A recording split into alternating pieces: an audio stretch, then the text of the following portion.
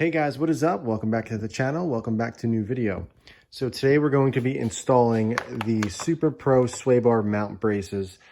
This is something that I was going to do. Actually, I did on my previous WRX. I actually used the white line sway bar mount braces. But since I did the Super Pro LCAs and I was so happy with them, I decided to go with these. Now they're pretty reasonable. These were only about 50 bucks. And what this basically does, since I upgraded to a 25mm rear sway bar, which is by Perrin, I also did the Perrin poly end links. And then I ended up doing the Super Pro rear lower control arms. And with that, it's much stronger material. So it creates a little bit of flex. So what these actually do is actually ties the sway bar down to the lower control arm, just for some added rigidity and, just less flex. Will I feel a difference in driving, daily driving on the road? Probably not, but they were, like I said, they were very reasonable. It's only about 50 bucks. And it's something that I did on my WRX, so I figured might as well do it.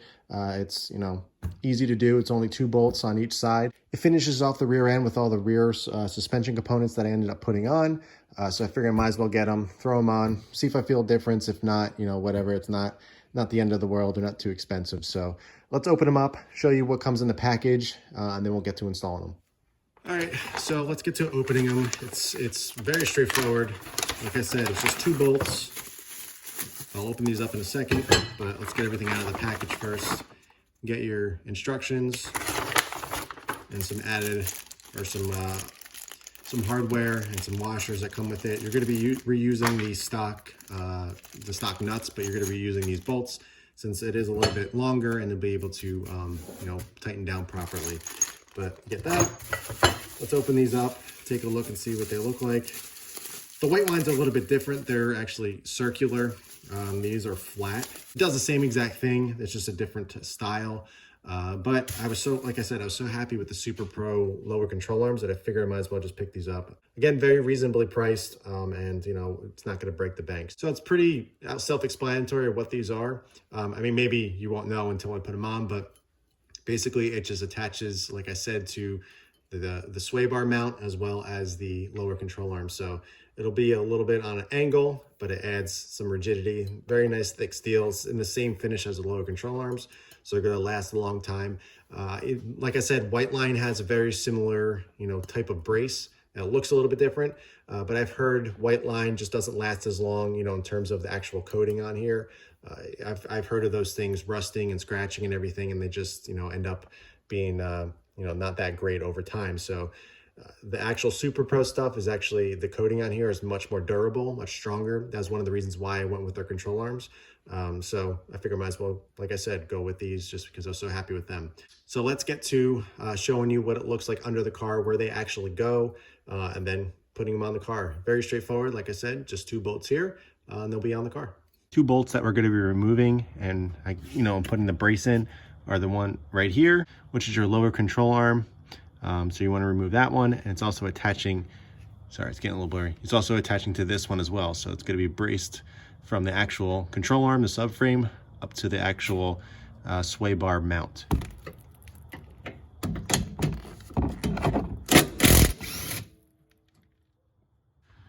All right, guys, so mod fail.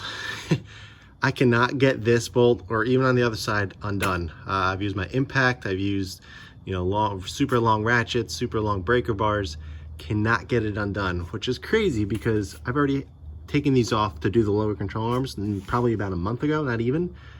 So I don't know why they're on there so well, but you know how it is. I don't want to strip anything, and if I strip something, it's just gonna make it worse. So I'm gonna call it a night. I'm gonna visit this mod another day. I'm going to charge out my impact gun. Hopefully I can get it another day.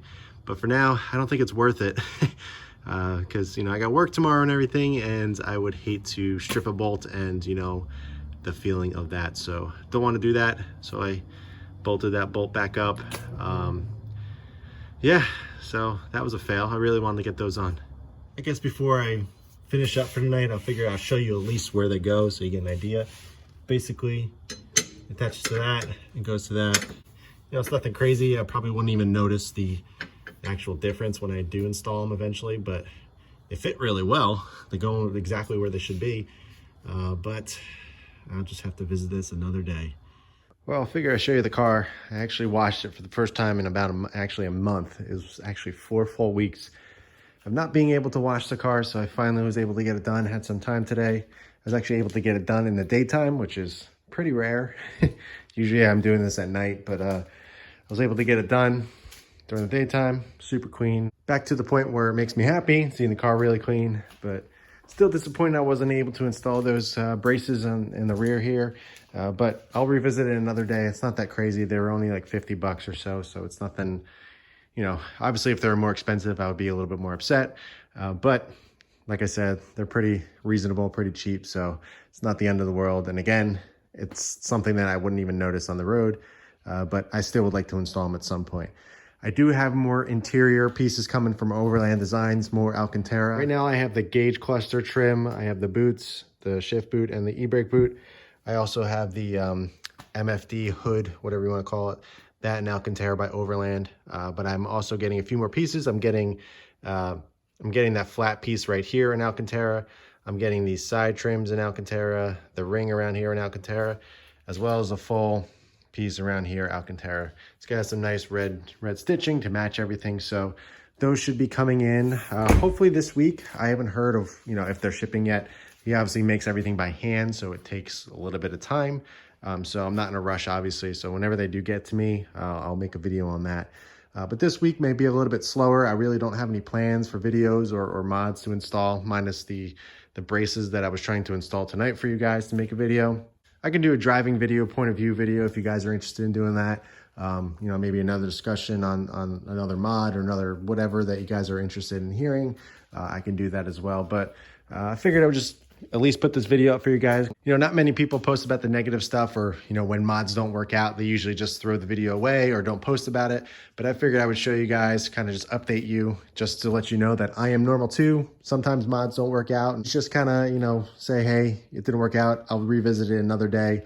Because if you keep on going at it, you get really frustrated, and, you know, bad things can happen. You can screw something up. So, but that's it for this video, guys. Sorry it wasn't too much. Sorry it wasn't too exciting. I was going to record the whole wash that I did today, but I figured I'd make the video on the actual braces that I was going to install, but again, didn't work out. So here's the finished product. Car's looking clean, ready for another week of daily driving. Before I end the video, I figure I might as well, I'm going around checking the pressure in the tires. So I figure I'd just, you know, throw this in the video. This is something that I do every once in a while, especially when the weather's getting colder. Temperature affects the air pressure and it can lower it. And I don't have TPMS in my wheels. I never have. You know, in my stock wheels I did, but obviously ever since I got rid of them, I never put any TPMS in my aftermarket wheels. I usually don't, mainly because I usually just always check the pressure in my wheels, or my tires, I should say. So you know, it doesn't really bother me. Yes, there is a light on the dash, but I'm just used to it. I do have actually OEM Subaru TPMS in my cabinet here, but I just never installed them. And I just prefer the metal valve stems on these as opposed to the TPMS that have the rubber valve stems that just don't look as good. So that's the reason why I don't usually run it. But let's go around, check the tire pressure. I run everything at 34. Why 34? I don't know. That's just what I prefer. And you know, that's just what I keep them at. So let's go around, check them, and fill if we need to.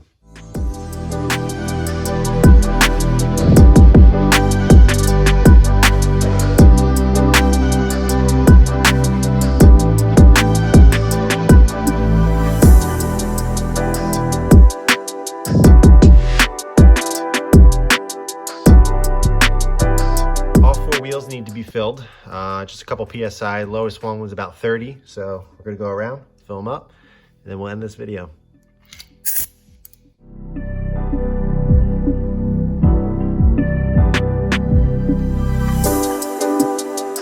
Yeah guys, that's it for this one. Thanks for watching, thanks for tuning in. If you have any questions, be sure to ask them below. I'll be happy to answer, but in the meantime, keep it clean, keep it simple, and I'll catch you in the next one.